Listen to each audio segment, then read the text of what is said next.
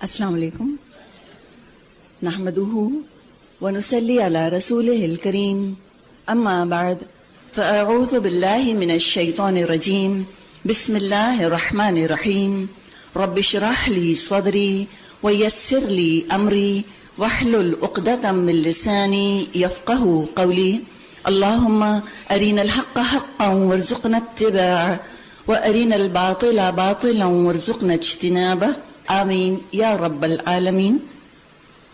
الحمدللہ ہم سورہ نساء کا ترجمہ اور مختصر تفسیر کر رہے ہیں۔ سورہ نساء جو مضامین اس میں آ رہے ہیں ذرا سا ان کا جائزہ ہم لے لیں۔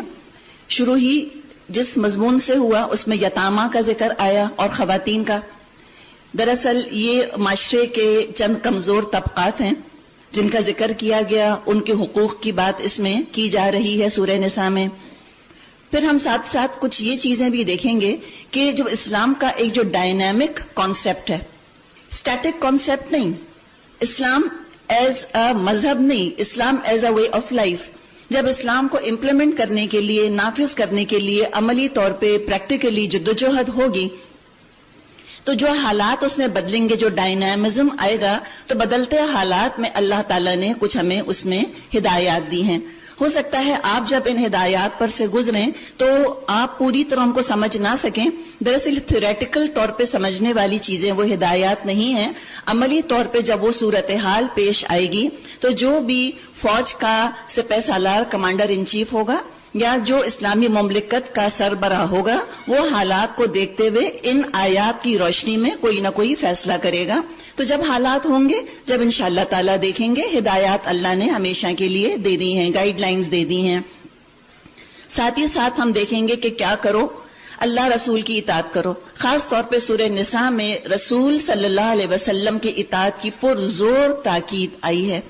آپ کو حکم بنایا گیا، جو آپ کی لیجسلیٹو حیثیت ہے اس کو واضح کیا گیا۔ کیا نہ کرو یہ بھی بتا دیا گیا۔ غیر مذاہب کو تم اپنے لیے نمونہ مت بنا لو، تم ان کے فالوور مت بن جاؤ، تم ان سے جذباتی دلی لگاؤ مت رکھنا، ان کو رول ماڈل اپنے لیے مت بنانا۔ اچھا سلوک کرو، معاملات کرو، مواسات کرو، مدارات کرو، لیکن دلی تعلق، دلی دوستی کہ وہ اچھے برے میں تمہارے رازدار بن جائے، یہ نہ کرنا۔ وہ تو اللہ سے تم محبت کرتے ہو، رسول کو مانتے ہو، جو تمہارے پیارے رسول کو نہیں مانتے وہ تم کو دل سے پیارے نہیں ہو سکتے۔ ہاں، دنیا گزارنے کے لیے تم ان سے تعلق نبھاؤ، کوئی حرج نہیں۔ یہ مختصر ایک خاکہ ہے سورہ نساء کے مضامین کا۔ آیت 22 دیکھیے، فرمایا وَلَا تَنْكِحُوا مَا نَكَحَ آبَاؤُكُم مِّنَ النِّسَاءِ إِلَّا مَا قَدْ سَلَفَ، اور جن عورتوں سے تمہارے باپ نکاح کر چکے ہوں ان سے ہرگز نکاح نہ کرو مگر جو پہلے ہو چکا سو ہو چکا۔ یہ قرآن کا انداز الا ما قد سلف کہ گڑھے مردے اب مت اکھیڑو، ماضی کو مت چھیڑو، گزری ہوئی غلطیوں کو بس تم اب دفن کر دو، اور جو ہو چکا وہ ہو چکا۔ جیسے ہم نے سورہ آل عمران میں بھی دیکھا تھا، you can not rewrite the past, you can not rewind the past, جانے دو اس کو، اب اس کے ریپرکشنز نہیں دیکھو، ہدایت تمہارے پاس آ گئی، اب یہاں سے تم اپنا معاملہ درست کر لو۔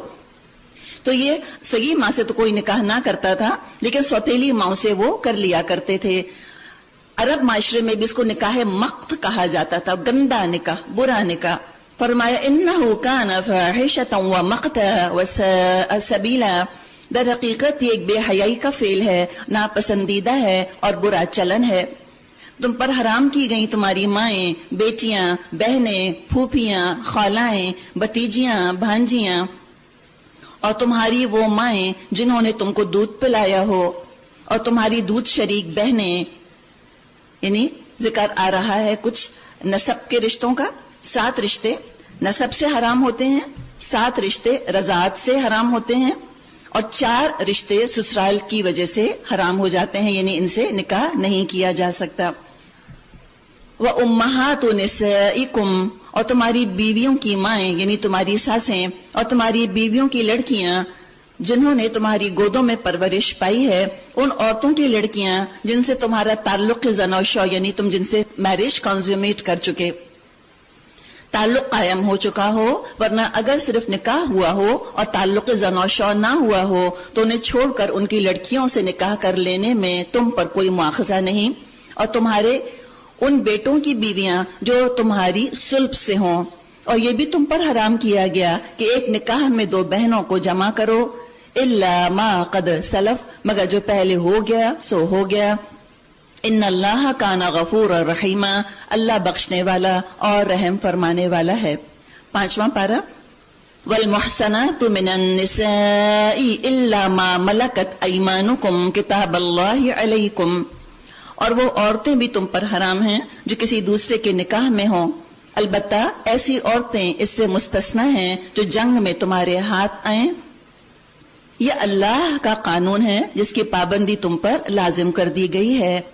ان کے ماں سوا جتنی عورتیں ہیں انہیں اپنے اموال کے ذریعے سے حاصل کرنا تمہارے لیے حلال کر دیا گیا۔ تو شادی میں کون خرچہ کرے گا بتائیے؟ لڑکی کے ابا؟ کیا لڑکی کے بھائی کڈنی بیچ کے بہن کے لیے جہیز بنائیں گے؟ کیا لڑکی کے والدین جو ہیں وہ بڑی بڑی دعوتیں کھلائیں گے قرضے اٹھا اٹھا کر؟ مال کس کو خرچ کرنا ہے؟ اللہ کس سے مخاطب ہے؟ مردوں سے۔ ٹوٹل مرد کی رسپانسبلٹی ہے شادی کے اخراجات اٹھانا اور شادی کے بعد کے اخراجات اٹھانا۔ جب ہم نے کچھ ملغوبہ سا بنایا، ہم نے آدھے دین کو مانا آدھے دین کو نہ مانا، تو ہماری لڑکیوں نے یہ دیکھا کہ واہ، جہیز بھی ہم لے کر آئے تو بھی ہمارے گھر والے گھٹیا، ہمیں مہر کوئی نہیں مل رہا، ہمارے گھر والوں کی اپنی کوئی حیثیت نہیں ہے، دیا سب کچھ میری امی نے، بیڈ میری امی نے دیا، میری ساس کو جوڑا اور نندوں کو جوڑا بھی میری امی نے دیا، میرے ہسبینڈ نے جو سوٹ اس وقت پہنا ہوا ہے وہ بھی میرے امی ابو نے دیا، تب بھی میرے گھر والے اچھے نہیں ہیں، اور میرے امی ابو کو اتنی مشکل اٹھا کے مجھ کو اتنا ڈھیر جہیز دینا پڑا۔ ان کو ریزنٹمنٹ آئی، کس کے خلاف؟ اسلام کے خلاف۔ ریئلائز نہیں کیا انہوں نے کہ اسلام نے تو یہ نہیں کہا، یہ تو ہم نے جب غیر مذاہب کی ملاوٹ کر لی اپنی اتنے خوبصورت پیور دین میں، جب اس کی پیورٹی ہم نے برقرار نہ رکھی تو ایسی شکل بن گئی کہ جو کسی کو بھی قابل قبول نہیں۔ اور اگر ہم نے کسی خاص مذہب والوں کو راضی کرنے کے لیے ان کی رسمیں اپنے دین میں شامل کری تو کیا ہوا؟ نہ خدا ہی ملا، نہ وصال صنم، نہ ادھر کے رہے نہ ادھر کے رہے، نہ ہی اللہ ہم سے راضی ہے اور نہ ہی دنیا کی مختلف قومیں ہم سے راضی ہیں۔ جس عزت کی تمنا میں ہم ان کی پیروی کرتے رہے وہ عزت بھی ہمارے ہاتھ نہ آئی۔ دیکھیے پھر وہی انداز، آپ نے سورہ بقرہ سے یہ انداز دیکھا ہے، اللہ تعالیٰ ڈائریکٹ مردوں کو مخاطب کر رہا ہے، on behalf of whom? You and me, ہم عورتوں کے بہاف پر۔ اللہ کہہ رہے تم مت مانگو اپنے حق، میں تمہارے حقوق کے بارے میں ان کو خبردار کر رہا ہوں۔ اب تک خواتین پر کوئی ذمہ داری نہیں ڈالی گئی، اب آگے آئے گی، تو اب تیار رہیں، مضمون ذہن میں رہے۔ اور کیا ذمہ داری ہے مردوں کی؟ کیا کرنا ہے؟ محسنین، ان کو بیویوں کی حفاظت کرنی ہے، اس کو مینٹلی پروٹیکٹ کرنا ہے، اس کو سائیکولوجیکلی پروٹیکٹ کرنا ہے، ایموشنل پروٹیکشن اس کو دینی ہے، اس کی جسمانی حفاظت کرنی ہے، اس کی ضروریات کا پروویژن ہے، اس کی ضروریات پوری کرنی ہے، کوئی صلاحیت اس کے اندر ہے اس کو پروان چڑھانے کا، اس کو بھرپور موقع دینا ہے۔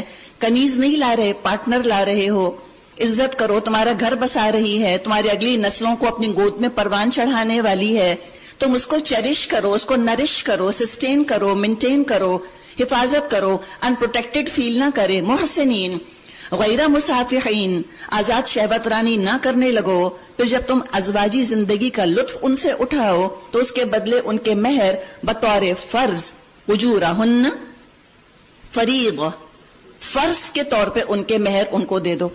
البتہ مہر کی قرارداد ہو جانے کے بعد آپس کی رضامندی سے تمہارے درمیان اگر کوئی سمجھوتا ہو جائے تو اس میں کوئی حرج نہیں۔ سمجھوتا ہو جائے یعنی کہ بیوی کہے کہ مجھ کو تو آپ جیسا اتنا پیارا تارا، اتنا پیارا ہیرا مل گیا، مجھے کسی چیز کی ضرورت نہیں ہے، آپ نہ بھی دیں مہر تو کوئی بات نہیں، تو نہ دے میاں۔ یا میاں بیوی سے کہے کہ تمہارا مہر تو میں نے 32 روپے 4 آنے رکھا تھا اور اب تو تکا بھی اس میں نہیں آتا، اتنی اچھی تم اتنا بڑا ایسٹ میرے لیے بنی ہو، میں تم کو 50 لاکھ مہر دوں گا بجائے 32 روپے 4 آنے کے۔ تو آپ بھی کہہ دیں کہ ٹھیک ہے، صدقتہ یا سیدی، سچ کہا آپ نے میرے سردار، آپ بھی خوشی خوشی لے لیجئے، لیکن فیما تراضیتم، آپس کی رضامندی ہونی چاہیے، ون سائیڈ افیئر نہیں ہے۔ ان اللہ کان علیما حکیما، اللہ علیم اور دانا ہے۔ اور جو شخص تم میں سے، اے مردو جو تم میں سے اتنی مقدرت نہ رکھتا ہو کہ خاندانی مسلمان عورتوں سے نکاح کر سکے، کیوں؟ اس لیے کہ خاندانی مسلمان عورت کا مہر زیادہ ہوا کرتا تھا، کہ تم اتنا افورڈ نہیں کر سکتے۔ آج کیا ہوتا ہے؟ کبھی مردوں کو فکر ہوتی ہے کہ ہم اعلیٰ خاندان کی لڑکی لا سکتے ہیں کہ نہیں؟ نہیں، لڑکی کے گھر والوں کو فکر ہوتی ہے کہ ہم اتنا جہیز دے سکتے ہیں کہ نہیں. کس نے ظلم کیا ہے؟ یہ ہم نے، رسم کے نام پہ. رسم کتنی بھی نامعقول ہو، کتنی بھی ظالمانہ ہو، چونکہ رسم ہوتی ہے ہم کوشچن نہیں کرتے. دین کی تعلیمات کتنی بھی کامن سینس والی ہوں، کتنی بھی معقول ہوں، چونکہ ہمارے کلچر سے ٹکرا رہی ہوتی ہیں، اور کلچر بھی ہمارا نہیں اڈاپٹڈ، تو ہم اس اڈاپٹڈ سوتیلے بچے کے لیے ہم اپنے پیارے دین کو چھوڑ بیٹھتے ہیں. تو پھر کہا کہ اگر تم نہیں افورڈ کر سکتے ایسی عورت تو کیا کرو؟ وَمِمَّا مَلَكَتْ أَيْمَانُكُمْ مِنْ فَتَيَاتِكُمُ الْمُؤْمِنَاتِ، تو اس کو چاہیے کہ تمہاری ان لونڈیوں میں سے کسی کے ساتھ نکاح کر لے جو تمہارے قبضے میں ہوں اور مومنہ ہوں. اللہ تمہارے ایمانوں کا حال خوب جانتا ہے، تم سب ایک ہی گروہ کے لوگ ہو، لہٰذا ان کے سرپرستوں کی اجازت سے ان کے ساتھ نکاح کر لو اور معروف طریقے سے ان کے مہر ادا کرو تاکہ وہ حصار نکاح میں محفوظ محسنات ہو کر رہیں، آزاد شہوت رانی نہ کرتی پھریں اور نہ چوری چھپے آشنائیاں کریں. پھر جب وہ حصار نکاح میں محفوظ ہو جائیں، اس کے بعد کسی بدچلنی کی مرتکب ہوں تو ان پر اس سزا کی بنسبت آدھی سزا ہے جو خاندانی عورتوں کے لیے مقرر ہے.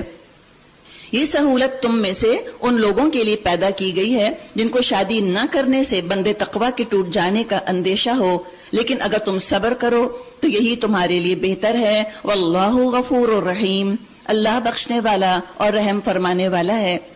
اللہ چاہتا ہے تم پر ان طریقوں کو واضح کر دے اور انہی طریقوں پر تم کو چلائے جن کی پیروی تم سے پہلے گزرے ہوئے صلحاء کرتے تھے.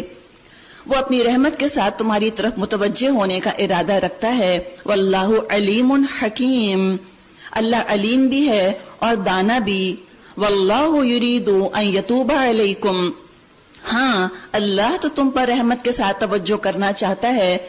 وَيُرِيدُ الَّذِينَ يَتَّبِعُونَ الشَّهَوَاتِ، مگر جو لوگ خود اپنی خواہشات نفس کی پیروی کر رہے ہیں وہ یہ چاہتے ہیں ان تمیلوا میلا عظیما، کہ تم راہ راست سے ہٹ کر دور نکل جاؤ. یرید اللہ ان یخفف عنکم وخلق الانسان ضعیفا، اللہ تم پر سے پابندیوں کو ہلکا کرنا چاہتا ہے کیونکہ انسان کمزور پیدا کیا گیا ہے. مختصراً بات کچھ کنیزوں کے اوپر کر لیتے ہیں. اگین ان نان ایشو، لیکن اس کو بہت بڑا ایشو بنا لیا. تقوی بہت بڑا ایشو ہے، اس کی فکر نہیں. عورتوں کے حقوق میں سے بہت بڑا حق یہ ہے کہ ایک مرد ایک عورت سے شادی کرے. بڑا ظلم ہے عورت کے اوپر کہ دو مرد آپس میں شادی رچا لیں، تو پوٹینشلی تو 8 عورتوں کا انہوں نے حق مار لیا. یہ ہے دراصل ظلم. ہومو سیکشوالٹی ہے، بہت بڑا جرم بھی ہے اور ظلم بھی. غلامی کے بارے میں چند چیزیں، اس لیے کہ لگتا ہے کہ ساری اسلامی تعلیمات جو ہیں وہ 2 چیزوں کے گرد گھوم رہی ہیں. ایک تو کنیزوں کا معاملہ، ان سے جسمانی تعلق، اور دوسرے 4 شادیاں اور چند ایک اور خواتین والے ایشوز. مختصراً بات یہ ہے کہ اسلام نے غلامی کو انٹروڈیوس نہیں کیا، بلکہ غلامی چلتی چلی آ رہی تھی. اسی طرح اسلام نے آتے ہی سب سے پہلے غلامی کو بین نہیں کیا. غلام کیسے تھے؟ جیسے کہ آج آپ سٹاکس لیتے ہیں یا آپ کہیں اپنا انویسٹمنٹ کرتے ہیں. اگر اس طرح ایک دم سے ان کو لبریٹ کر دیا جاتا تو ایک تو لوگوں پر ظلم ہوتا جنہوں نے کہ اپنا انویسٹمنٹ کیا تھا اس کے اندر، دوسرے کبھی مین سٹریم سوسائٹی میں وہ ایبزارب بھی نہ ہو سکتے.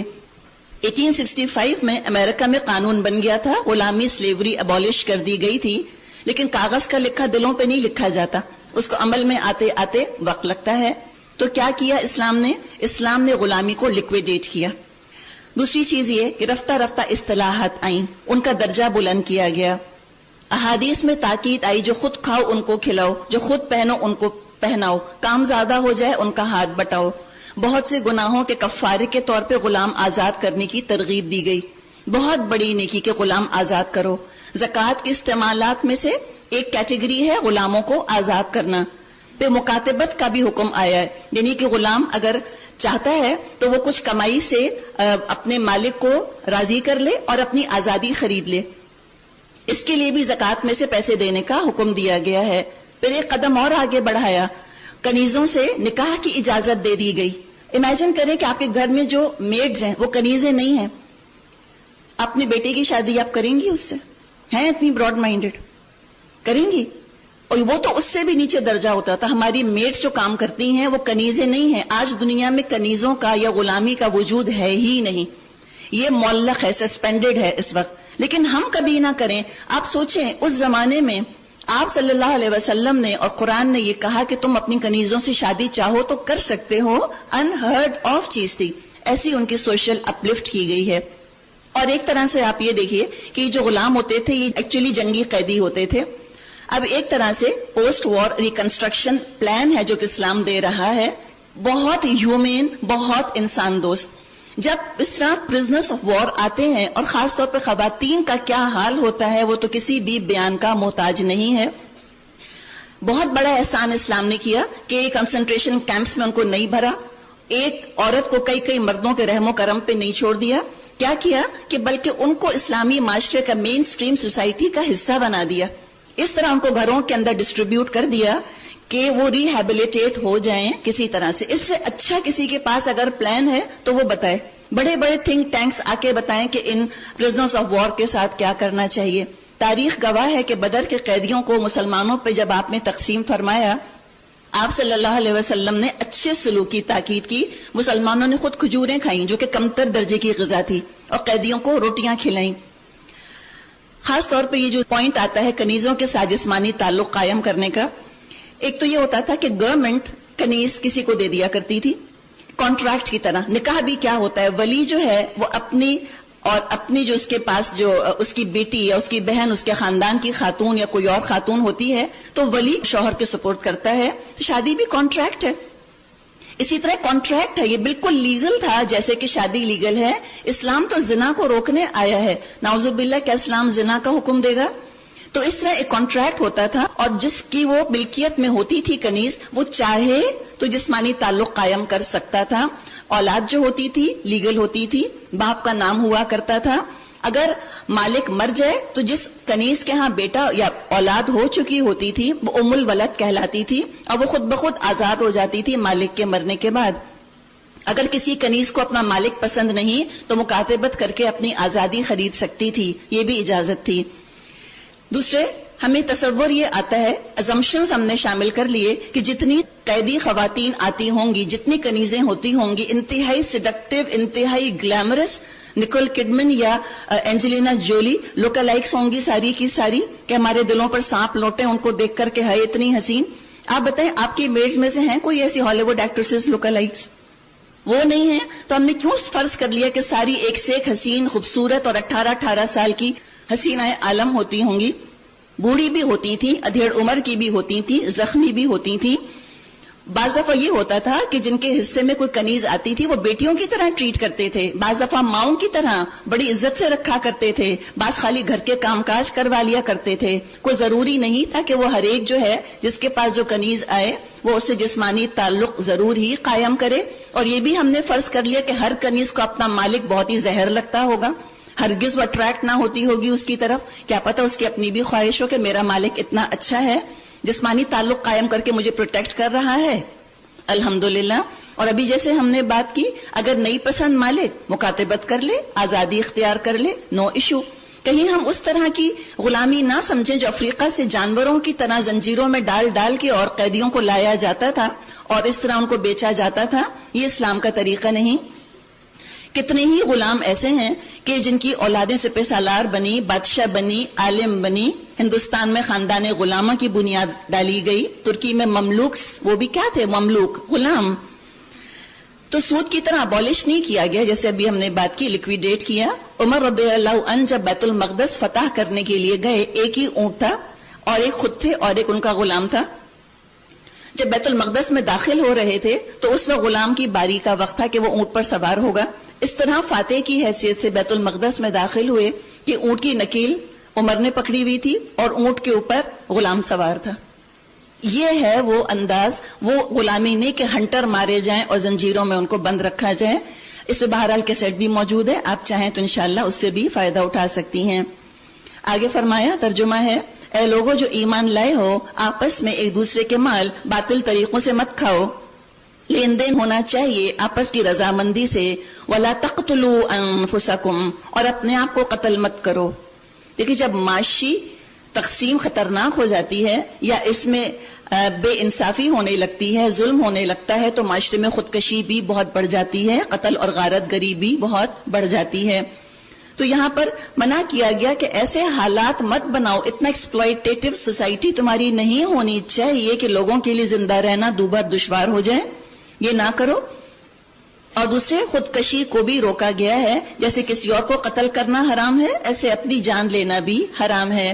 ان اللہ کان بکم رحیما، یقین مانو اللہ تم پر مہربان ہے۔ جو شخص ظلم اور ذاتی کے ساتھ ایسا کرے گا اس کو ہم ضرور آگ میں جھونکیں گے، اور یہ اللہ کے لیے کچھ مشکل نہیں۔ اگر تم بڑے بڑے گناہوں سے پرہیز کرتے رہو جن سے تم کو منع کیا جا رہا ہے تو تمہاری چھوٹی موٹی برائیوں کو ہم تمہارے حساب سے ساقط کر دیں گے، یعنی وضو کرنے سے، نماز پڑھنے سے، صدقہ خیرات کرنے سے صغیرہ معاف ہوتے چلے جاتے ہیں۔ وَنُدْخِلْكُمْ مُدْخَلًا كَرِيمًا، اور تم کو عزت کی جگہ میں داخل کریں گے۔ وَلَا تَتَمَنَّوْا مَا فَضَّلَ اللَّهُ بِهِ بَعْضَكُمْ عَلَى بَعْضٍ، اور جو کچھ اللہ نے تم میں سے کسی کو دوسرے کے مقابلے میں زیادہ دیا ہے اس کی تمنا مت کرو۔ ایک اصول ہے، اگر اس کو سائیکالوجی میں شامل کر لیا جائے اور اسلامک سائیکالوجی کو آگے پڑھایا جائے تو بہت فائدہ ہو سکتا ہے۔ احساس محرومی، احساس کمتری اور رقابت اور جیلسیز اور یہ envy کیوں ہوتی ہے؟ اس کے پاس یہ، میرے پاس یہ نہیں۔ اللہ کی تقسیم پر انسان راضی نہیں ہوتا۔ اس کو بلو آنکھیں کیوں دیں، مجھ کو بلیک کیوں دیں، اس کو گورا رنگ کیوں دیا، میری اسکن فلالیس کیوں نہیں ہے، وہ امیر کیوں ہے، اس کی بیٹی کی اتنی اچھی جگہ شادی کیوں ہو گئی، اس کو یہ ڈگری کیوں مل گئی، اس کے پاس اتنی اچھی نوکری، اتنا بڑا گھر کیوں ہے، اسی پہ دل جل بھن کے کباب ہوتے رہتے ہیں۔ اللہ کی تقسیم پر راضی ہو جاؤ۔ جو اللہ کی تقدیر سے ٹکراتا رہتا ہے بدل تو کچھ نہیں سکتا، اپنا ہی نقصان کرتا ہے، تو انسان کو پیسفل کرنے والی چیز ہے۔ اس فضل کی تمنا مت کرو، جیلسی کا شکار مت ہو۔ اب آگے ذرا ذہنوں کو پریپئر کیا جا رہا ہے۔ اب جب سے سورہ بقرہ ہم نے جب سے قرآن شروع کیا پہلی دفعہ اب کچھ خواتین کی ذمہ داریاں بتائی جا رہی ہیں۔ فرمائے للرجال نصیب مما اکتسبوا، جو مردوں نے کمایا ہے اس کے مطابق ان کا حصہ ہے، اور جو کچھ عورتوں نے کمایا اس کے مطابق ان کا حصہ۔ کمائی سے مطلب یہ نہیں کہ جو عورت کما کر ٹیبل پہ رکھے گی اسی میں سے کھائے گی، اور جو مرد مرغی لے کر آئے گا اپنی مرغی وہ کونے میں منہ دے کر خود کھائے گا۔ دنیاوی کمائی کا ذکر نہیں، مراد ہے کہ as a moral agent, as a spiritual person وہ بالکل ایکول، بالکل برابر ہے مرد کے ساتھ۔ جو اپنے اعمال کمائے گی، جو اپنے اعمال کمائے گا اسی حساب سے معاملہ ہوگا۔ تم کیا کرو؟ بس اللہ من فضلی، ہاں اللہ سے اس کا فضل مانگتے رہو۔ کسی کی کوئی چیز اچھی لگی تم اللہ سے مانگو، جو اس کو دے سکتا ہے وہ تم کو بھی تو دے سکتا ہے۔ کیوں حسد کا شکار ہوتے ہو؟ اللہ سے مانگو، اللہ دینے والا ہے۔ ان اللہ کان بکل شیء علیما، یقیناً اللہ ہر چیز کا علم رکھتا ہے۔ اور ہم نے اس ترکے کے حقدار مقرر کر دیے ہیں جو والدین اور رشتہ دار چھوڑیں۔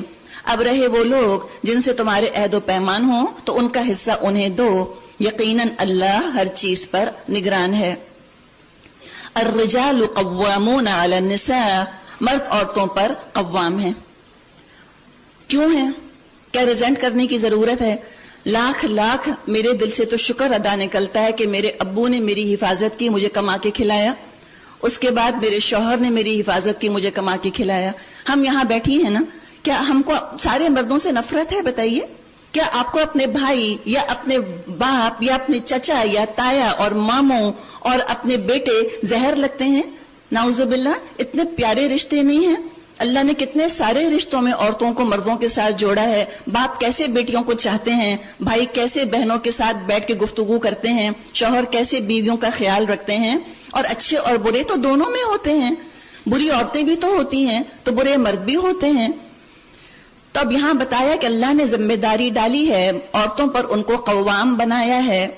کیوں؟ بما فضل اللہ، اس لیے کہ اللہ کی یہ تقسیم ہے، اللہ نے فضیلت دی ہے۔ یہ پھر آخرت کے درجوں کی بات نہیں کی جا رہی، یہ خاندان کے ادارے کی بات کی جا رہی ہے۔ ہیڈ تو بہرحال ایک ہی ہوگا۔ بعضکم علی بعض، اللہ نے بعض کو بعض پر فضیلت دی ہے۔ اور کیوں؟ اس لیے کہ مرد اپنے مال خرچ کرتے ہیں۔ مردوں کو کما کر لانا مشکل نہیں لگتا، مرد نہ کمائے تو اپنے آپ کو ناکارہ سمجھے، اور کبھی مرد عام طور پہ اچھے مرد جو ہوتے ہیں وہ احسان نہیں جتاتے، خاموشی سے فرما برداری سے تنخواہ لا کر بیوی کے ہاتھ پہ رکھ دیتے ہیں، وہ شہزادیوں کی طرح خرچ کرتی ہیں جہاں ان کا جی چاہے۔ عورت کے لیے کمانا نیچرل نہیں ہے۔ اگر مرد گھر بیٹھا ہو، عورت کماتی ہو، 100 دفعہ احسان جتائے گی، میں کما رہی ہوں، میں کما رہی ہوں، تم تو گھر بیٹھے رہتے ہو۔ اس لیے کہ عورت کی فطرت میں نہیں ہے، یہ رول اورینٹیشن کسی نے سکھایا نہیں ہے، یہ ہم اپنے اندر لے کر آئے ہیں، ودیت شدہ ہے اللہ کی طرف سے۔ تو وہ مال خرچ کرتے ہیں، احسان مان لینے میں کوئی حرج نہیں، تھینکس کہہ دیا کریں اپنے ہسبینڈ کو کہ واقعی آپ کتنا خیال کرتے ہیں، ایکنالج کرنے میں کیا جاتا ہے، کسی کی بڑائی کم نہیں ہو جاتی۔ اب پہلی دفعہ خواتین کی رسپانسبلٹیز، اب ذرا آپ ایک چیز کو ذہن میں رکھیں کہ یہاں جو جو مردوں کی ذمہ داری ڈالی گئی ہے، انڈرسٹوڈ ہے کہ مرد ایسا ہے، شوہر ایسا ہی ہے، محسنین ہے، مال خرچ کرنے والا ہے، بیوی کے حقوق ادا کرنے والا ہے، اس کی حفاظت کرنے والا ہے، تو کیا سارے فرائض مرد ہی کے ہیں؟ مردوں کے لیے کیا مینس رائٹس کی کوئی پکار اٹھانے والا نہ ہوگا؟ کوئی نعرے بازی نہ کرے گا کہ مردوں کو مردوں کے حق دے دو، کہ خالی ویمنز رائٹس کے ایشوز اٹھائے جائیں گے؟ نہیں، مرد بھی مخلوق ہیں، عورتیں بھی مخلوق ہیں، دونوں کے حقوق ہیں۔ اب خواتین کی ذمہ داریاں بتائی جا رہی ہیں، فرمایا فالصالحات، بس صالح عورتیں، صالح بیویاں، صلح کرنے والی بیویاں، اصلاح چاہنے والی بیویاں، دین اور دنیا کی فلاح چاہنے والی بیویاں کیسی ہوتی ہیں؟ قانتات، فرما بردار ہوتی ہیں، شوہر کی بات مان لیتی ہیں، کلیش نہیں کرتی رہتی ہر وقت اپنے شوہر سے، بات بات پہ بغاوت نہیں ہے، نشوز نہیں ہے، ریبل وداؤٹ کاز نہیں ہے، اپنے حقوق کا نعرہ لے کر کھڑی نہیں رہتی۔ اور اتنا آسان ہے بیوی کے لیے جنت میں جانا۔ اللہ کے رسول صلی اللہ علیہ وسلم نے فرمایا، جو عورت 5 نمازیں ادا کرے، رمضان کے روزے رکھے، اپنی عزت کی حفاظت کرے اور شوہر کی فرما برداری کرے، اسے قیامت کے روز کہہ دیا جائے گا کہ جنت کے 8 دروازوں میں سے جس سے چاہے داخل ہو جائے۔ دیکھیے، مجھے تو اپنا بھلا چاہیے، مجھے تو چاہیے جنت، اور اگر شوہر کی شکل میں اللہ نے جنت کا دروازہ میری زندگی میں کھول دیا ہے تو میں عقل مندی کیوں نہ کروں، میں کیوں نہ اسے فائدہ اٹھاؤں۔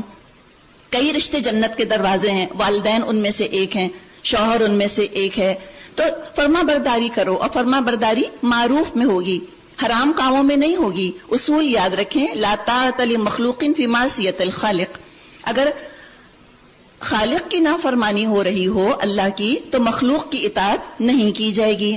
تو قانتات، کہنا ماننے والی ہوتی ہیں، فرما بردار ہوتی ہیں، ریبل وداؤٹ کاز نہیں ہوتی ہیں۔ بات مان لینا کمزوری کی علامت نہیں ہے۔ ہم نے سمجھا ایجوکیٹڈ ہونے کا مطلب، پر اعتماد ہونے کا مطلب، کیریئر وومن ہونے کا مطلب کہ عورت اکڑی رہے، انفلیکسیبل رہے، دوسروں کو ڈومینیٹ کرے، اوروں کو کنٹرول کرے۔ اس طرح محبتیں، رشتے قائم نہیں ہوتے۔ کون جھک سکتا ہے؟ جس میں اعتماد ہوتا ہے، ٹینسائل اسٹرینتھ ہوتی ہے۔ جو برٹل ہوتے ہیں وہی ٹوٹ جاتے ہیں۔ اور کیا ہوتی ہیں؟ حافظات للغیب، اور مردوں کے پیچھے اللہ کی حفاظت اور نگرانی میں ان کے حقوق کی حفاظت کرتی ہیں، گھر کی حفاظت کرتی ہیں، شوہر کے رازوں کی حفاظت کرتی ہیں، اس کے پیسے کا درد ہوتا ہے ان کے دل کے اندر، اور بچوں کی حفاظت کرتی ہیں۔ تو یہ مرد اور عورت کی ذمہ داریاں بیان کر دی گئیں۔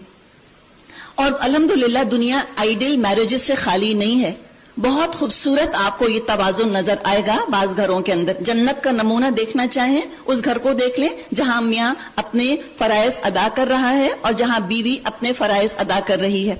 اتنا خوبصورت ماحول ہوتا ہے، بہترین ماحول جس میں کہ اگلی نسل پروان چڑھے۔ سر پھٹول نہیں ہے ہر وقت کا، ہر وقت کی بحث تکرار نہیں ہے چھوٹی چھوٹی چیزوں کے اوپر، اور یہ الحمدللہ ممکن ہے اگر ہم تقوی اختیار کر لیں، اگر ہم آخرت کی طلبگار بن جائیں۔ اب کیا ہے کہ مرد ہر طرح سے اپنے حقوق ادا کر رہا ہے، شوہر قرآن کے مطابق ذمہ داریاں ادا کر رہا ہے، بیوی نہیں کر رہی۔ اب وہ کیا کرے؟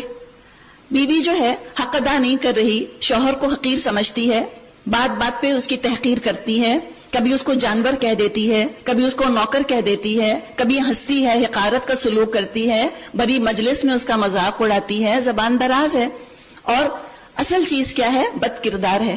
بد کرداری کی طرف جو ہے اس کا رجحان ہے، ایکسٹرا میرٹل افیئرز میں اس کا چسکا ہے، پتہ نہیں سوپ آپراز دیکھ دیکھ کر ہوا یا کیا ہوا، اللہ ہی بہتر جانتا ہے۔ یا وہ جو میوزیکل ایوننگز میں گاؤں تکیوں سے ٹیک لگا کر آمنے سامنے بیٹھے تو کہیں نظر لڑ گئی، کوئی اور دل میں اتر گیا، کوئی اور اچھا لگنے لگ گیا، میاں سے زیادہ ٹال ڈارک ہینڈسم نظر آ گیا، واٹ ایور اٹ از، بدکرداری کی طرف اس کا رجحان ہے، فساد ہی فساد ہے گھر کے اندر، گھر نگلیکٹڈ ہے، نوکروں کے ہاتھوں بچے ابیوز ہو رہے ہیں، اور یہ کوئی انوکھی بات نہیں ہے، لڑکے بھی ابیوز ہو رہے ہیں اور بچیاں بھی ہو رہی ہیں دونوں، اور گھر کے بزرگ جو ہیں وہ نگلیکٹڈ پڑے ہوئے ہیں اور گھر والی کو کوئی خبر ہی نہیں، انٹرسٹ ہی نہیں لیتی کسی چیز کے اندر. اب شوہر کیا کرے؟ فوراً طلاق دے دے، کیا فائدہ ہوگا؟ اللہ نے کیپٹن آف دا شپ بنایا ہے اس کو، he must take corrective measures.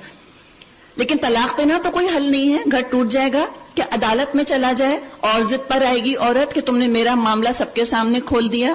کوشش کیا کرے؟ گھر کے اندر معاملہ سلجھانے کی کوشش کرے. اللہ نے قوام بنایا ہے، اللہ نے اس کو کچھ نہ کچھ رائٹس دیے ہیں. سرجن کی طرح سمجھ لیجئے، سرجن جب ہوتا ہے تو علاج کر رہا ہوتا ہے نا، اصلاح کر رہا ہوتا ہے، اس کے پاس کچھ نہ کچھ اس کے اپنے آلات ہوتے ہیں، چھریاں ہوتی ہیں، کینچیاں بھی ہوتی ہیں، سوئیاں بھی ہوتی ہیں، ٹیپ بھی ہوتا ہے، جس کی ضرورت پڑتی ہے وہ استعمال کرتا ہے. تو اب کیا ہے؟ وَاللَّاتِي تَخَافُونَ نُشُوزَهُنَّ. اب جن عورتوں سے تم کو سرکشی کا اندیشہ ہو، اب یہ اندیشہ یہ نہیں کہ تمہارا خیال ہے کہ 1 in a million چانس ہے کہ یہ ایسے کرے گی، نہیں، مراد یہاں پر ہے کہ تمہارے پاس سالڈ پروف آ گیا ہے کہ یہ بڑی بد کردار ہے، تمہارے پاس میسیجز آ رہے ہیں یا تمہارے پاس کوئی پروف آ چکا، یا تم دیکھ رہے ہو کہ گھر کے اندر ریبیلین ہو رہی ہے، تم ساری ذمہ داریاں ادا کر رہے ہو اور تم کو تمہارے حقوق نہیں مل رہے. Take some corrective measures, do something. کیا کرو؟ فرسٹ اسٹیپ فَعِظُوهُنَّ، ان کو سمجھاؤ. میرج کاؤنسلر کے پاس چلے جاؤ، جاؤ تم اس کو لے کر ویکیشن پر چلے جاؤ، جاؤ تم مالدیو چلے جاؤ بیوی کو لے کر، جاؤ کسی ریزورٹ میں چلے جاؤ. مطلب بتایا جا رہا ہے مثال کے طور پہ، whatever you can afford do. وَعِظُوهُنَّ، سمجھاؤ، بتاؤ، تم بتاؤ کہ بھئی یہ ایشو ہے، یہ ایشو ہے، یہ ایشو ہے، ہم اس کو کس طرح سے سالو کریں. دیکھیں 50% تو یہ سمجھ جائیں گی جو اصلاح چاہ رہی ہیں نا. اگر واقعی غلطی سے غلطی ہو رہی ہے تو وہ سمجھ جائیں گی، او مائی مسٹیک، ریئلائز کر لیں گی. نہیں مان رہی، گھوم پھر کر آ گئی، مالدیو سے ہو کر اور سوئٹزرلینڈ سے ہو کر آ گئی، پھر ٹیڑھی کی ٹیڑھی. اب کیا کرو؟ وَاهْجُرُوهُنَّ فِي الْمَضَاجِعِ، خوابگاہوں میں ان سے علیحدہ ہو جاؤ. بیویوں کو مت نکالو بیڈ روم سے، تم جا کے اسٹڈی میں سو جاؤ، جاؤ تم جا کے لاؤنج میں بستر بچھا کر سو جاؤ. 99.99% عورتیں یہی سمجھ جائیں گی. آپ اپنے دل پہ ہاتھ رکھیں اگر آپ شادی شدہ ہیں کہ میاں تکیہ لے کر، کمفرٹر لے کر لاؤنج میں سو رہا ہے، سوچ کے دل جو ہے وہ دھڑکنے لگتا ہے، کانپنے لگتا ہے کہ اتنی ناراضگی، اتنی خفگی، وہی سمجھ جائیں گی. اور اگر ایسی ہو چکی ہے کہ یہاں بھی نہیں سمجھ رہی تو پھر ایز اے لاسٹ ریزورٹ وَاضْرِبُوهُنَّ، ان کو ضرب لگاؤ. کس طرح ضرب لگاؤ؟ اب یہ جو آیت کا ایک لفظ ہے، پوری آیت بھی نہیں، شوہر بیوی کے پورے تعلق کو اس کے گرد ایسے گھما دیا گیا ہے، لگتا ہے کہ سورہ فاتحہ سے لے کے سورہ ناس تک اللہ نے قرآن میں کہا ہے کہ مار مار کے ان کو درست رکھو. یہ کہا اللہ نے. کیا کچھ اللہ نے کہا ہے کہ عاشروہن بالمعروف، بھلے طریقے سے رہو، نرمی کے ساتھ رہو. طلاق جیسے تلخ معاملے میں اتنا حسن سلوک کرنے کو کہا ہے تو روزمرہ کی زندگی میں کتنا حسن سلوک کرنے کو کہا گیا ہوگا. اب جیسے نماز اگر ہمیں سمجھنی ہے، لفظ ہمیں صلاۃ سمجھنا ہے، ہم کس طرح سمجھیں گے؟ اپنی ڈکشنری سے نہیں، ہم سنت سے سمجھیں گے. آپ نے نماز کیسے پڑھی؟ اب وَاضْرِبُوهُنَّ کو بھی اگر سمجھنا ہے کیسے سمجھیں گے؟ ڈکشنری سے نہیں، ہم سنت سے سمجھیں گے. کس طرح سے مارو؟ ڈنڈا لے کے مارو، ہڈیاں توڑو ان کی، نعوذ باللہ، نہیں، مسواک سے، ٹوتھ برش سے، ایک تھوڑا سا جیسے کہ شاک ٹریٹمنٹ ہوتا ہے بس. اور یہ بھی کوئی روز مرہ کا معمول نہیں ہے کہ صبح صبح اٹھ کے وائٹامن بی کی طرح ایک چپت لگا دیا اس کو تاکہ پورے دن درست رہے، جسٹ ایز اے پریکاشن. یہ نہیں کہا جا رہا نعوذ باللہ، یہ تو کارٹیزون ٹریٹمنٹ ہے، maybe once in a lifetime اس کی ضرورت پڑے گی. جیسے طلاق کی اجازت ہے لیکن نہایت ناپسندیدہ، اسی طرح ضرب لگانے کی اجازت ہے. ضرب کس طرح؟ ایسے بس ہلکے سے، ذرا ہسٹیرک ہو رہی ہے تو تھوڑی بات سمجھ آ جائے، وہ بھی نہایت ناپسندیدہ. آپ صلی اللہ علیہ وسلم نے فرمایا وَلَن يَضْرِبَ خِيَارُكُمْ، تم میں سے اچھے لوگ نہیں ماریں گے. ایک نیسیسری سرجری کی طرح کرنا ہے، اصلاح کی خاطر. پرپس یاد رکھیں، اصلاح کی خاطر مارنا ہے. اگر ڈاکٹر سمجھتا ہے کہ سرجری کرنے سے پیشنٹ ٹھیک ہوگا تو قینچی رشتہ لگائے. اگر ڈاکٹر سمجھتا ہے کہ سرجری کرنے سے مرض بڑھ جائے گا، نہ کرے سرجری. اگر کوئی سمجھتا ہے کہ اگر ذرا سا میں اس کو ریپریمانڈ کروں گا سختی کے ساتھ تو یہ ہوش میں آ جائے گی تو کرے. اگر سمجھتا ہے کہ اگر میں نے اس کو ٹچ بھی کیا تو اور بپھر جائے گی, نہ ٹچ کرے, نہ چھوئے اس کو. اصلاح کی خاطر یہ کام کرنا ہے. آج ہم دنیا میں دیکھتے ہیں کہ مرد عورتوں کو مار رہے ہیں. ہالی ووڈ کی ایکٹریسز بھی پٹ رہی ہیں امریکہ میں, اور یورپ میں بھی عورتیں پٹ رہی ہیں, اور پاکستان کے گاؤں میں بھی پٹ رہی ہیں. جب مرد ظالم ہو جاتے ہیں, تقوی ختم ہو جاتا ہے, عورتوں کو بھی مارتے ہیں, بچوں کو بھی مارتے ہیں, اپنے والدین کو بھی مارتے ہیں. تو ظالم مرد تو ظالم مرد ہے, وہ اپنی جگہ ہے, وہ تو ظلم کرے گا. کبھی آپ کی میڈ آ کر کہتی کہ باجی آج میرے میاں نے مارا, پوچھو کس بات پہ مارا؟ تم بد کردار تھی اس لیے؟ تم نماز نہیں پڑھ رہی تھی نعوذ باللہ اس لیے؟ نہیں. کیوں مارتے ہیں آج مرد اپنی بیویوں کو؟ غصہ نکالنے کے لیے, یا ڈرگز کی وجہ سے نشے میں مارتے ہیں بیویوں کو, یا اس لیے مارتے ہیں بیویوں کو کہ پروسٹیٹیوشن کروانا چاہ رہے ہوتے ہیں ان سے, جسم فروش ان کو بنانا چاہ رہے ہوتے ہیں, غصہ نکالنے کے لیے مار رہے ہوتے ہیں. اصلاح کا کوئی ارادہ نہیں ہے, اور ایسے ایسے مارتے ہیں کہ ان کو ہاسپٹلائز کرنا پڑ جاتا ہے. اب جو مار رہے ہیں اپنی بیویوں کو, کیا انہوں نے قرآن کھول کر پڑھا سورہ نساء؟ اچھا آیت نمبر 10, اب میں ڈور لگاتا ہوں تم کو. جو یہ سمجھتا ہے اس نے قرآن پر بہت بڑا ظلم کیا. قرآن کیا ظلم سکھانے آیا ہے؟ نہیں, قرآن اصلاح کے لیے آیا ہے. اور ہم خواتین ہیں, خود میں نے ایسی خواتین دیکھی ہیں جو جس طرح اپنے ہسبینڈز کو ٹریٹ کرتی ہیں, نہایت شریف ہسبینڈ. بعض دفعہ دل کرتا تھا کہ ایک ذرا سا اگر ٹچ کر ہی دیتے تو ہو سکتا ہے کہ بات سمجھ میں آ جاتی. اور آگے کیا فرمایا؟ فَإِنْ أَطَعْنَكُمْ فَلَا تَبْغُوا عَلَيْهِنَّ سَبِيلًا. اور پھر اگر وہ تمہاری مطیع ہو جائیں تو خامخواہ ان پر دست درازی کے لیے بہانے تلاش مت کرو. ان اللہ کان علیا کبیرا, یقین جانو اوپر اللہ موجود ہے جو کہ بڑا اور بالا تر ہے. مردوں کو بھی بتا دیا کہ جتنا اختیار تم کو مخلوق پر ہے, ان عورتوں پر, اپنی بیویوں پر ہے, اس سے زیادہ اللہ کو تم پر اختیار ہے. تو اللہ کا تقوی اختیار کرنا. خطبہ نکاح میں جو آیات پڑھی جاتی ہیں 4 دفعہ تقوی کا ذکر آتا ہے ان کے اندر, ریپیٹڈلی تقوی کا ذکر آتا ہے. تو ہم جب اپنی بچیوں کی شادیاں کریں تو دیکھیں کہ متقی ہے, مذہبی نہیں, متقی. خالی داڑھی یا نماز کی بات نہیں کی جا رہی, اندرونی نیکی کی بات کی جا رہی ہے. اللہ ہم کو نیک داماد دے اور اللہ ہم کو نیک شوہر دے. تو اگر قرآن کے سانچے میں ڈھلے ہوئے مرد نکلیں گے تبھی معاشرے میں انصاف پیدا ہوگا. یہ سچی بات ہے. پھر آگے فرمایا وَإِنْ خِفْتُمْ شِقَاقَ بَيْنِهِمَا. اور اگر تم لوگوں کو کہیں میاں اور بیوی کے تعلقات بگڑ جانے کا اندیشہ ہو تو ایک حکم مرد کے رشتہ داروں میں سے اور ایک عورت کے رشتہ داروں میں سے مقرر کرو. یعنی ایکسٹینڈڈ فیملی سے مدد لو. نیوکلیر فیملیز میں پرابلمز بعض دفعہ زیادہ ہوتے ہیں. ہمیں تو بعض دفعہ یہ لگتا ہے نا کہ سسرال کی وجہ سے میاں بیوی کا تعلق بگڑ گیا. نہیں, اکیلے جو رہ رہے ہوتے ہیں کوئی سسرال وہاں پر نہیں ہوتی, نہ نندے ہیں, نہ ساس ہے, نہ سسر ہے, تب بھی بڑے بڑے جھگڑے ہو جاتے ہیں. ایکسٹینڈڈ فیملیز بعض دفعہ انٹروین کر کے معاملے سلجھا لیتی ہیں, معاملے سنبھال لیتی ہیں اگر حکمت والے بزرگ خاندان کے اندر موجود ہیں. اگر مار مار کے اور پیٹ پیٹ کے بیوی کو درست رکھنا ہوتا تو یہ آپشن نہ دیا گیا ہوتا. یہاں پر فرمایا کہ اگر ایسا لگ رہا ہے کہ اب طلاق ہوئی تو تم پہلے ایک لاسٹ ریزورٹ کے طور پر ایک اور کوشش یہ کر لو, خاندان والوں کو جمع کر لو. یرید اصلاح یوفق اللہ بینہما ان اللہ کان علیما خبیرا. اگر وہ دونوں اصلاح کرنا چاہیں گے اللہ ان کے درمیان موافقت کی صورت نکال دے گا. اللہ سب کچھ جانتا ہے اور باخبر ہے. وَاعْبُدُوا اللَّهَ, تم سب اللہ کی بندگی کرو اور اس کے ساتھ کسی کو شریک مت ٹھہراؤ. نیکیوں کی طرف تم سبقت کرو تو پھر تم دیکھو کتنے اچھے ہوگے. وَبِالْوَالِدَيْنِ احسانًا, اور ماں باپ کے ساتھ نیک برتاؤ کرو. ہر ایک کا ہم یہاں پر حق دیکھ رہے ہیں کہ جو دین پڑوسی تک کے ساتھ نیک سلوک کی تلقین کرے گا, کیا وہ کہے گا کہ بیویوں کو مار مار کے ہڈیاں توڑو؟ مسلمان کچھ اور ہیں اور اسلام کچھ اور ہے. ہمیں اس میں بیلنس رکھنا ہے اور ہمیں امبیرس نہیں ہونا. یہ جو پیچھے آیت کا لفظ گزرا, ہمارا بس نہیں چلتا کہ ہم بلینک کو لے کر ڈیلیٹ کر دیں کہ اللہ نان مسلمز پڑھیں گے تو کیا کہیں گے. اس نظر سے مت دیکھیں, فطرت کی اور عقل کی روشنی میں قرآن کو دیکھیں. اللہ تعالی ہم کو ہم سے زیادہ بہتر جانتا ہے. والدین کے ساتھ بھی حسن سلوک کا ذکر کیا گیا. ہمارے خاندانوں میں ایک بات یہ کہی جاتی ہے کہ اگر کہیں تمہاری بیٹی کا رشتہ آئے تو یہ دیکھو لڑکا اپنی ماں بہنوں کے ساتھ کیسا سلوک کرتا ہے. اگر ماں بہنوں کے ساتھ وہ جیسا ہے ویسا ہی بیوی کے ساتھ ہوگا. اب اگر ہم خود ہی یہ چاہیں کہ سسرال نہ ہو، ساس نہ ہو، فرینڈس کہتی ہے اوہ تمہارا رشتہ ہے، وہ تمہاری مدر ان لا نہیں ہے، اوہ یو آر سو لکی، اور تمہاری نند بھی نہیں ہے، اوہ یو آر سو لکی. اب اگر کوئی بھی نہیں ہے تو کیسے پتا چلے گا کہ وہ اپنے گھر کی خواتین کے ساتھ کیا سلوک کرتا ہے، اور کیوں ہم چاہتے ہیں کہ ہمارے شوہر اپنے ماں باپ سے بدسلوکی کریں، اپنے پاؤں پہ خود کلہاڑی مارنا ہے. کرنے دیں ان کو حسن سلوک. What goes around comes around, وہی آپ کے ساتھ بھی ہوگا انشاءاللہ. اچھا تو والدین کے ساتھ بہترین سلوک کرنا ہے. اور والدین کے ساتھ بہترین سلوک یہ کہ اگر والدین سے ماضی میں انجانے میں غلطیاں ہوئی ہیں آپ کی تربیت میں یا آپ کی پرورش میں یا آپ کی زندگی کے فیصلوں کے بارے میں ان کو شرمندہ نہ کیا جائے. آپ نے نہیں دیکھا، آپ نے کدھر شادی کر دی، why don't you see, why don't you think, ماں باپ کو بلیم نہیں کرنا.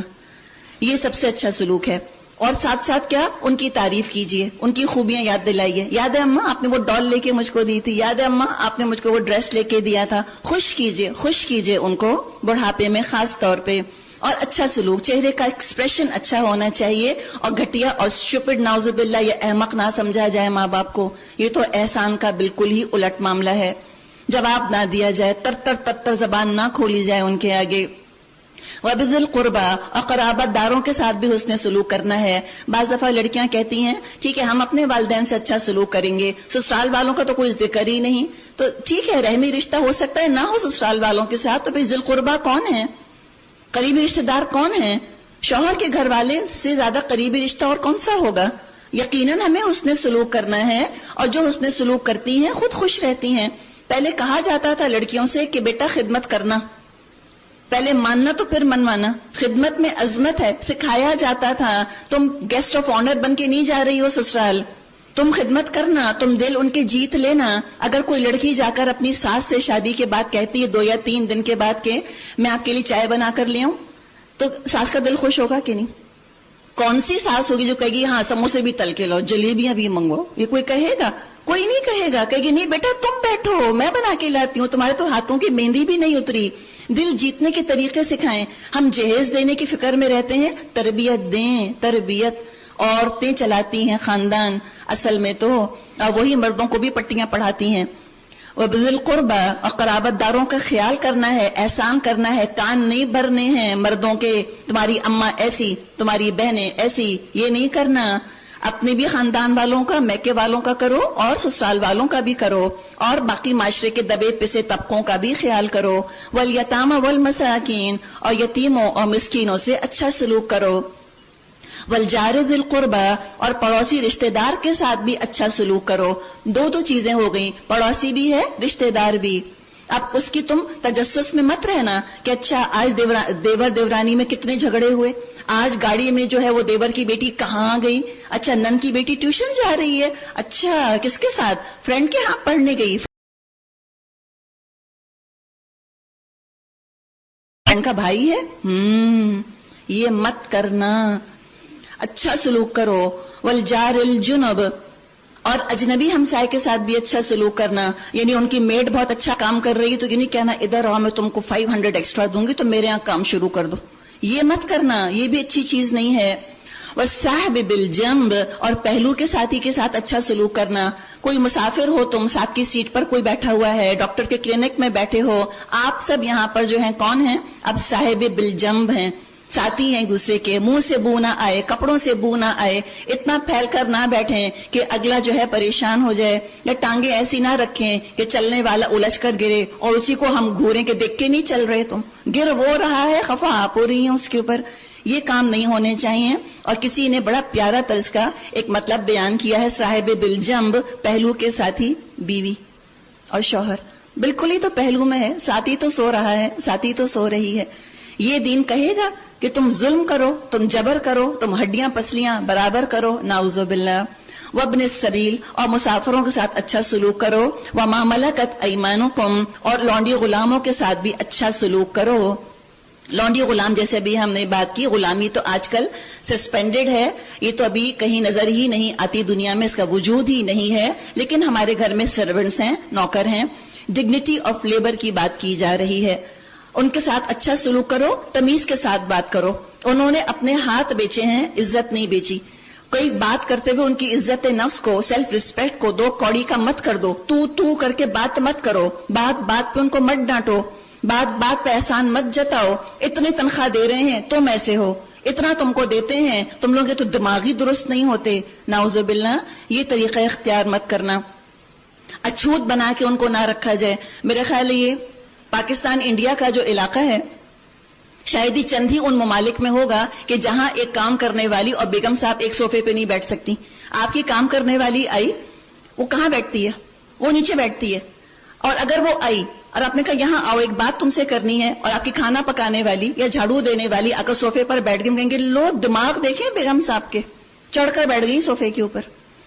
یہ ہم اتنا ایٹیٹیوڈ ہے، اور ہم کہتے ہیں کہ ہائے اللہ تیرا شکر، بڑی عاجزی ہے میرے اندر۔ نہیں، یہ طریقے نہیں ہیں۔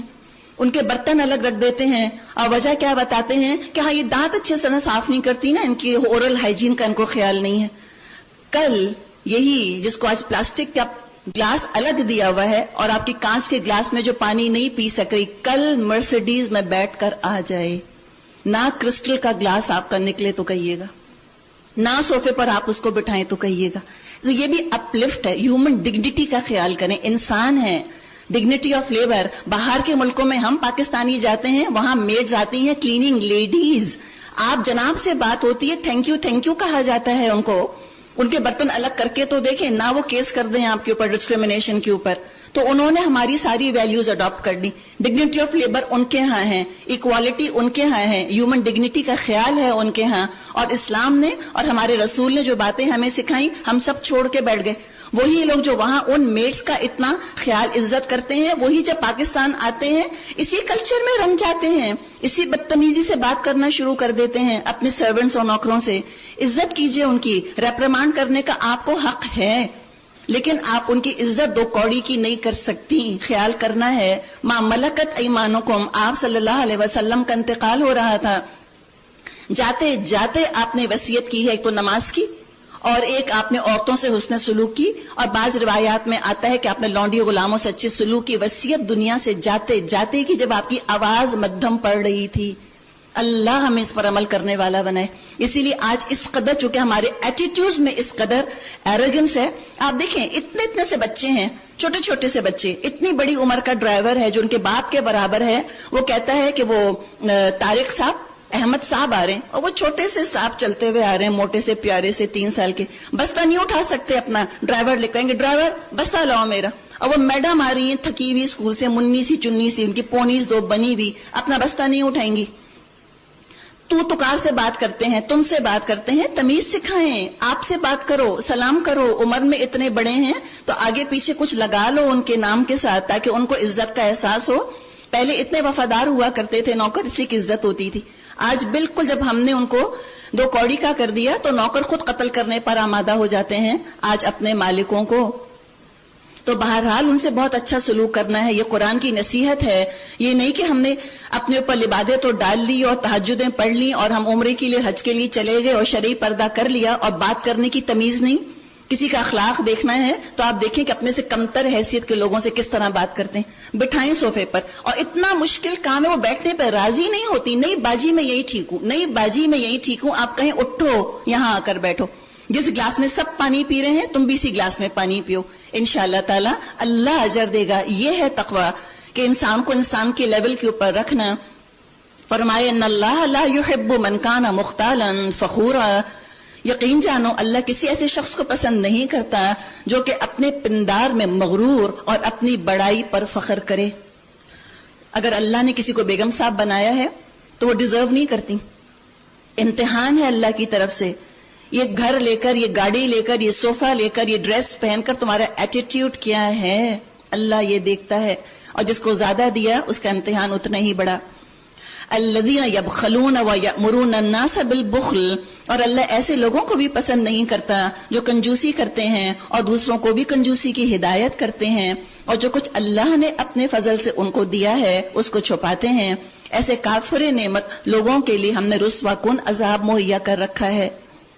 عذاب مہینہ کیوں کہا؟ کہ تم بھی تو بے عزت کرتے تھے نا، تم نے بھی تو ان کی عزت 2 کوڑی کی تھی۔ بات بات میں شک، بات بات میں شک، ہر چیز کو تم شک کی نظر سے دیکھتے ہو ان کی، یہ نہ کرو۔ اور اللہ کو کون لوگ ناپسند ہیں؟ والذین ينفقون اموالهم رئاء الناس، جو لوگ اپنا مال محض لوگوں کو دکھانے کے لیے خرچ کرتے ہیں اور در حقیقت نہ وہ اللہ پر ایمان رکھتے ہیں اور نہ روز آخر پر۔ سچ یہ ہے کہ شیطان جس کا رفیق ہوا اس کو تو بہت ہی بری رفاقت میسر آئی۔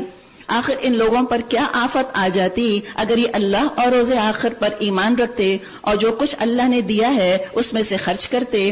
اگر یہ ایسا کرتے تو اللہ سے ان کی نیکی کا حال چھپا نہ رہ جاتا۔ یعنی اللہ کی راہ میں خرچ کرو، اچھا دو۔ سالن نکال کے اپنے ہاتھ سے دے رہی ہیں اور نکالتے نکالتے نوکروں کو سالن دے رہی ہیں، مرغی کی ٹانگ آ گئی، اللہ دل ہی بیٹھ گیا، چھوڑو چھوڑو، کوئی گردن آ گئی، کوئی پر آ گیا، وہ دے کر کہا کہ ہم تو تازہ کھانا دیتے ہیں ان کو۔ اگر کبھی ماسی نے کہہ دیا جھاڑو پوچھا کرنے کے بعد کہ مجھے تازی روٹی کھائیں گے، لو دماغ دیکھیں ان کے بیگم صاحب کے، تازی روٹی کھائیں گی۔ یہ طریقہ نہیں۔ عام آئے ہیں، آپ تو جتنے چاہیں کھائیں، ان کو بھی دیا، سب سے چھوٹا اس میں تھوڑا سا داغ لگا ہوا، تم یہ کھا لینا۔ یہ طریقے نہ کریں، ایک کھانا ہے ان کو اچھا دیں، اللہ کو بھی اچھا دیتا ہے۔ جو خرچ کرے گا اللہ سے چھپا نہ ہوگا، اور کیا کرے گا اللہ؟ یؤتی من لدنہ اجرا عظیما، اللہ اس کو اپنی طرف سے بڑا اجر دے گا۔ پھر سوچو اس وقت یہ کیا کریں گے جب ہم ہر امت میں سے ایک گواہ لائیں گے اور ان لوگوں پر تمہیں اے رسول صلی اللہ علیہ وسلم گواہ کی حیثیت سے کھڑا کریں گے۔ آپ صلی اللہ علیہ وسلم کو گواہی دینی پڑے گی اپنی امت کے اوپر، اور ہم کس حال میں ہیں دیکھ لیں۔ ہم چاہتے ہیں کہ آپ ہمارے حق میں گواہی دیں، تو پھر دیکھ لیجئے کہ سنتوں نے ہماری شکلوں کو، ہمارے حال حلیے کو، ہماری رسموں کو کس طرح سجایا ہوا ہے۔ اور اللہ نہ کرے کہ آپ صلی اللہ علیہ وسلم ہمارے خلاف گواہی دیں، تو دیکھ لیں کہ مردوں کے چہروں پر یہ سنت نظر آتی ہے۔ خواتین کیا سنت کو اپنے لیے پسند کرتی ہیں؟ کیا ہم نے کلچر سنت بنایا؟ ایک دفعہ ہم سنت کو کلچر بنا لیں، آپ دیکھیں زندگیاں کتنی ہلکی اور آسان ہوں گی۔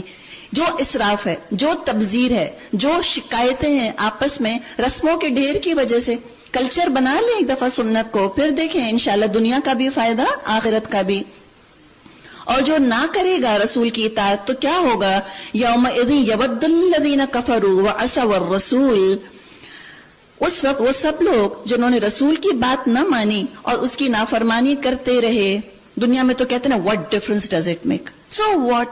شادی اور سنت یہ کیسے ہو سکتا ہے؟ مزہ ہی نہیں آئے گا، اتنی ڈرائی شادی، اتنی بور۔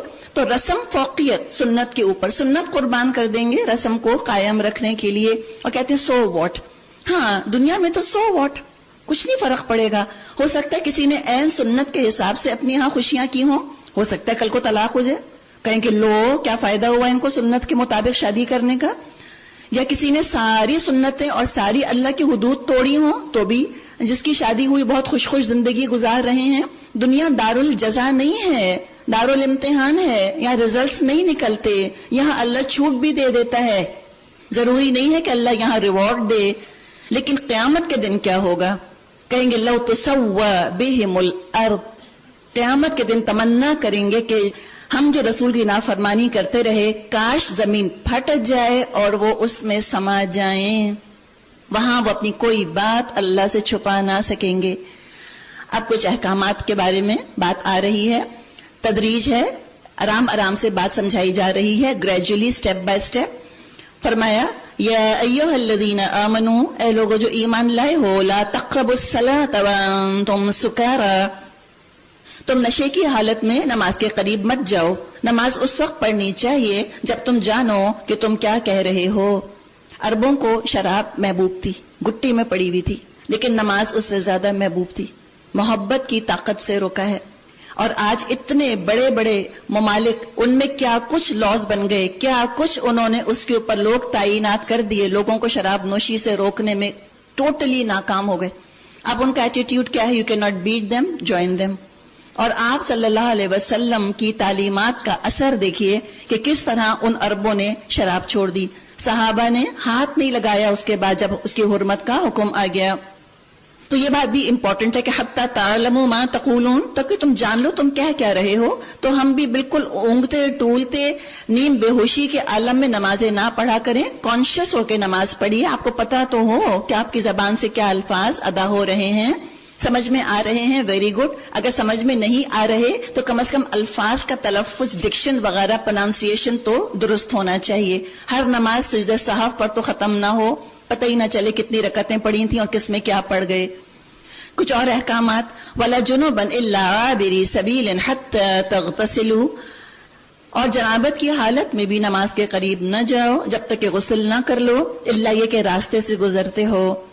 اور اگر کبھی ایسا ہو کہ تم بیمار ہو یا سفر میں ہو، یا تم میں سے کوئی شخص رفع حاجت کر کے آئے، یا تم نے عورتوں سے لمس کیا ہو اور پھر پانی نہ ملے، تو پاک مٹی سے کام لو اور اس سے اپنے چہروں اور ہاتھوں پر مسح کر لو، یعنی تیمم کی اجازت دی جا رہی ہے. اور اب انہوں نے بتایا ہے کہ جو یہ مٹی ہوتی ہے، مٹی کے اندر اتنے بیکٹیریا ایسے ہوتے ہیں جو کہ انسان کی صحت کے لیے فائدہ مند ہیں. اب تو بچوں سے کہتے ہیں کہ آپ ان کو مونٹیسری بھیج رہی ہیں یا گھر میں، تو آپ سینڈ میں، مٹی میں ان کو کھلے پاؤں سے، ننگے پاؤں کھیلنے دیجئے، جو ان کی صحت کے لیے اچھا ہے، امیون سسٹم اچھا ہوتا ہے. تو پاک مٹی سے تیمم کیا جا سکتا ہے اگر پانی موجود نہ ہو. فاؤنڈیشن بچانے کے لیے، مسکارا بچانے کے لیے کر سکتے ہیں، پانی ہے تب بھی نہیں کر سکتے. ان اللہ کان عفوا غفورا، بے شک اللہ نرمی سے کام لینے والا اور بخشش فرمانے والا ہے. تم نے ان لوگوں کو بھی دیکھا جنہیں کتاب کے علم کا کچھ حصہ دیا گیا ہے، وہ خود دلالت کے خریدار بنے ہوئے ہیں اور چاہتے ہیں کہ تم بھی راہ گم کر دو. اللہ تمہارے دشمنوں کو خوب جانتا ہے. وَكَفَى بِاللَّهِ وَلِيًّا، اور اللہ کافی ہے بطور ولی. وَكَفَى بِاللَّهِ نَصِيرًا، اور کافی ہے اللہ بطور مددگار. جو لوگ یہودی بن گئے، یہ انداز دیکھیں، یہودی بن گئے، یعنی اللہ نے تم کو مسلم بنایا تھا، یہ ڈی جنریٹ ہو کر خود ہی یہودی بن گئے، فرقہ وارانہ نام رکھ لیا. کیا کرتے ہیں؟ يُحَرِّفُونَ الْكَلِمَ عَن مَّوَاضِعِهِ، ان میں سے کچھ لوگ ہیں جو الفاظ کو ان کے محل سے پھیر دیتے ہیں اور دین حق کے خلاف تان کرنے کے لیے اپنی زبانوں کو توڑ موڑ کر کہتے ہیں سمعنا وعصینا اور غیر مسمع اور راعنا، یعنی آپ صلی اللہ علیہ وسلم کی بے عزتی کرنا چاہتے تھے. کہتے تھے سنائیے ہم کو، زیر زبان کہتے تھے تو بہرا ہو جائے، کچھ نہ تجھ کو سنائی دے. یعنی کہ اپنے دل کی بھڑاس ایسے نکالتے تھے جس دل کے اندر نفرت ہو اور حسد ہو تو آتش فشاں کے دہانے سے کوئی میٹھے پانی کا چشمہ تو نہیں نکلتا. طنز میں، تانے میں کچھ نہ کچھ وہ دل کا بغض باہر آ ہی جایا کرتا تھا. فرمایا کہ اس طرح تو یہ تانے دیا کرتے ہیں دین میں، حالانکہ اگر وہ کہتے سمعنا واطعنا واسمع اور انظرنا تو یہ انہی کے لیے بہتر تھا اور زیادہ راست بازی کا طریقہ تھا. مگر ان پر تو ان کی باطل پرستی کی بدولت اللہ کی پھٹکار پڑی ہوئی ہے، اس لیے وہ کم ہی ایمان لاتے ہیں. اے وہ لوگوں جنہیں کتاب دی گئی تھی، اہل کتاب جیوز کو اور کرسچنز، یہود اور نصارہ کو خطاب ہے، پرزور دعوت، امر کا صیغہ، کمانڈ، آمنو، ایمان لاؤ، ایمان لاؤ، بما نزلنا مصدقا لما معکم، اس چیز پر جو کہ اب ہم نے نازل کی ہے اور جو اس کتاب کی تصدیق اور تائید کرتی ہے جو تمہارے پاس پہلے سے موجود تھی. اتنی آگے خطرناک وارننگ ہے، من قبل ان نطمس وجوہ، اس سے پہلے کہ ہم چہرے مٹا دیں. تم کو آنکھ ناک کان کو ڈیکوریشن پیس کے طور پہ تھوڑی دیے، اس لیے دیے کہ تم حق دیکھو، حق سمجھو، حق بولو. جب تم ان چیزوں کو اس مقصد کے لیے استعمال ہی نہیں کر رہے تو ہو سکتا ہے کہ اللہ تمہارے چہروں کو سپاٹ کر دے. امیجن کریں، شکل ہے فلیٹ ہے بالکل، نہ آنکھیں نہ ناک نہ ہونٹ نہ کان، کتنی خوفناک لگے. اتنی بڑی دھمکی دی گئی ہے، چوائس نہیں ہے کہ اچھا مان لو تو بھی ٹھیک ہے، نہیں مانو تو بھی نہیں. یا یہ کیا کریں، فَنَرُدَّهَا عَلَىٰ أَدْبَارِهَا، یا تمہارے چہروں کو تمہاری گدھیوں کی طرف پلٹ دیں. امیجن کریں، بالوں والا حصہ آگے اور چہرے والا حصہ پیٹھ کی طرف، پیٹھ پھیرتے ہو نفرت کے ساتھ قرآن کی بات سن کر. کیا پتہ اللہ تم کو سزا دے. او نلعنہم، یا ہم لعنت کر دیں ان پر، کما لعنا اصحاب السبت، جیسے کہ سبت والوں پر لعنت کی تھی. وکان امر اللہ مفعولا، اور یاد رکھو اللہ کا حکم نافذ ہو کر رہتا ہے. دیکھیے اللہ کا کلام ہے، شاہانہ انداز ہے، جلال ہے اس کے اندر. اللہ پیپل کانشیس نہیں ہے، وہ بادشاہ ہے. اللہ اپنا کلام نازل کرتے ہوئے نہیں سوچتا کہ اللہ اب جیوز کیا سوچیں گے، اللہ اب وہ کیا کہیں گے. یہ اللہ کو فکر نہیں ہے. اللہ کوئی پیپل کانشیس ہے، اللہ کو پیپل کانشیس ہونے کی ضرورت ہے؟ جی نہیں، لوگوں کو گاڈ کانشیس ہونے کی ضرورت ہے، چاہے یہود ہوں، چاہے نصارہ، چاہے ہم مسلمان. تو اللہ تعالیٰ کو کوئی پاپولیرٹی کانٹیسٹ میں نہیں کھڑا ہونا، اللہ کو الیکشن نہیں لڑنے اپنی بادشاہی کے لیے، اپنی خدائی کے لیے. وہ اللہ ہے، کوئی مانے نہ مانے، وہ بادشاہوں کی طرح بات کرتا ہے، جلال ہے اس کے انداز میں. تم مخلوق ہو. اللہ فرماتا ہے کہ اللہ الغنی، اللہ غنی ہے، وانتم الفقراء، تم فقیر ہو، پیسے کے، زندگی کے، ہدایت کے، رحمت کے، جنت کے تم محتاج ہو. تو you should know your place. پھر آگے فرمایا ان اللہ لا یغفر ان یشرک بہ ویغفر ما دون ذلک لمن یشاء. اللہ بس شرک ہی کو معاف نہیں کرتا، اس کے ماں سوا دوسرے جس قدر گناہ ہیں وہ جس کے لیے چاہتا ہے معاف کر دیتا ہے. اللہ کے ساتھ جس نے کسی اور کو شریک ٹھہرایا اس نے تو بہت بڑا جھوٹ تصنیف کیا اور بڑی سخت گناہ کی بات کی. تم نے ان لوگوں کو بھی دیکھا جو بہت اپنی پاکیزگی نفس کا دم بھرتے ہیں، حالانکہ پاکیزگی تو اللہ ہی جس کو چاہتا ہے عطا کرتا ہے. بل اللہ یزکی من یشاء، یعنی منہ سے بول کر نہیں کہا جاتا کہ میں متقی ہوں. کوئی ٹی شرٹ نہیں پہنی جاتی اس پہ لکھا ہو ہیئر گوز اے متقی، یہ نہیں ہوتا طریقہ. تقویٰ تو چھلکتا ہے انسان کے بات کرنے سے، انسان کے معاملات سے، چاہے وہ تنہائی میں ہو، چاہے وہ مجلس محفل کے اندر ہو، چاہے وہ مکہ میں ہو یا وہ میرج ہال میں ہو یا وہ مارکیٹ میں ہو یا وہ واشنگٹن میں ہو یا وہ پیرس میں ہو. تقویٰ تو خدا خوفی سے جھلکتا رہتا ہے اس کے اندر، خود ہی اعلان ہی کرنا ہوتا ہے ہیئر گوز اے متقی. اللہ سے تم پاکی مانگو، اللہ کی ہدایت پہ عمل کرو تو اللہ پاک کرے گا. ولا یظلمون فتیلا، اور کسی پر ذرہ برابر ظلم نہیں کیا جاتا. دیکھو تو صحیح، یہ لوگ بھی جھوٹے افطرا گھڑنے سے نہیں چوکتے، اور ان کے صریحاً گناہگار ہونے کے لیے بس یہی ایک گناہ کافی ہے. کیا تم نے ان لوگوں کو نہیں دیکھا جنہیں کتاب کے علم میں سے کچھ حصہ دیا گیا؟ کتاب کے علم میں سے حصہ مجھے اور آپ کو بھی تو ملا ہے، ہمیں بھی تو کتاب ملی ہے. تو کتاب کو چھوڑ کر، شریعت کو چھوڑ کر کیا کرتے ہیں؟ یؤمنون بالجبت والطاغوت.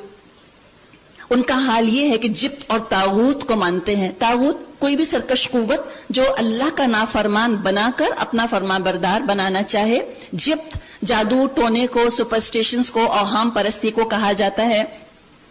ہاراسکوپس دیکھنا، یہ ہفتہ آپ کے لیے کیسا رہے گا، یا یہ کہنا ہے کہ اچھا میں تو اسکارپیو ہوں اور تم تو ایکویریس ہو، اب ہماری شادی نہیں ہو سکتی، بنے گی نہیں ہماری آپس میں. کہ ساری دنیا میں لوگ 12 کیٹیگریز میں تقسیم ہیں ہاراسکوپ کی طرح.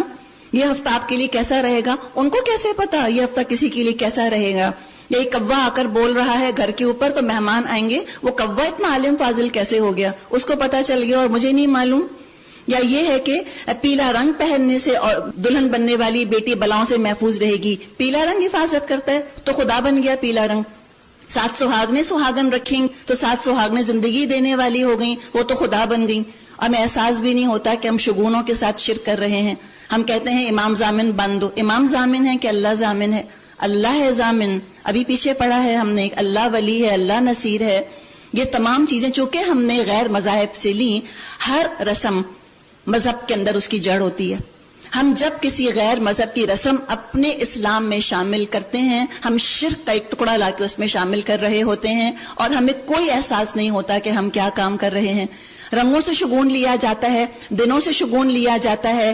13 جو ہے منحوس ہو گیا. اب جو بیچارے میری طرح 13 کو پیدا ہو گئے وہ کیا کریں؟ اس کے علاوہ پتھروں سے شگون لیا جاتا ہے. کہتے نہیں ہماری بیٹی کو ٹرکوائز سوٹ نہیں کرتا، ہماری بیٹی کو ایمیتھسٹ نہیں سوٹ کرتا. مراد ہے کہ احساس تم سیمی پریشس سٹونز لے کے مت آنا، ڈائمنڈ سب کو سوٹ کرتا ہے، جتنا بڑا اتنا زیادہ. کسی نے یہ نہیں کہا کہ ڈائمنڈ بڑا منحوس ہے میری بیٹی کے لیے، آپ نے وہ جو 1 کیرٹ کا لے کے رکھا ہے پلیز مت لائیے گا.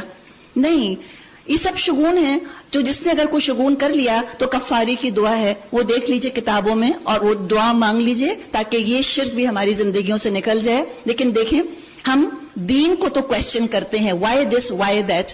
ہم رسموں پہ کبھی کویسچن کرتے ہیں کہ کیوں لڈو ٹھوس رہے ہو اس بیچارے کے منہ کے اندر، نہیں کھانا اس کو، کیوں لٹک گئے اس کی انگلی پکڑ کر مہندی لگانے کے لیے، فریکچر ہو گئی انگلی تو نہ محرم ہے، محرم نہیں ہے تمہارا، ابھی تمہارا داماد بھی نہیں بنا، ادھر سے دھکے پڑ رہے ہو